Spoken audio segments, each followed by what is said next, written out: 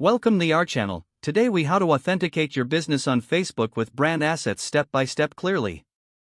To authenticate your business on Facebook with brand assets, start by logging into your Facebook account. Once logged in, navigate to the top right corner and click on the drop-down menu. From the menu, select Settings and Privacy, then click on Settings.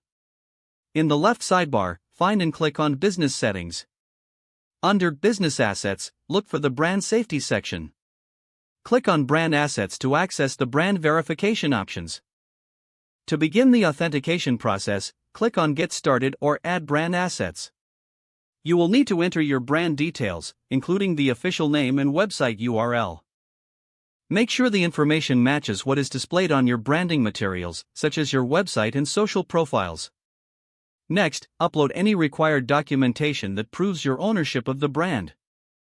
This may include trademarks, business registration certificates, or other relevant identification. Once you have uploaded the documents, click on Submit to send your request for review. Facebook will review your submission, which may take several days to complete. Keep an eye on your notifications for any updates regarding your authentication status. If additional information is required, follow the instructions provided by Facebook. After your brand is successfully authenticated, you will receive a confirmation notification. You can then manage your brand assets through the business settings at any time. That's it. You've successfully authenticated your business on Facebook with brand assets. If the page does not load, refresh the browser or try again in a private or incognito window. Make sure you are using the correct email address, then retype it carefully to avoid small typos. If your password is not accepted, use the reset option and create a new strong password you can remember. Check your spam folder for verification or security emails, then complete any requested confirmation steps. Enable two-factor authentication if available to improve account security and reduce unauthorized access risk.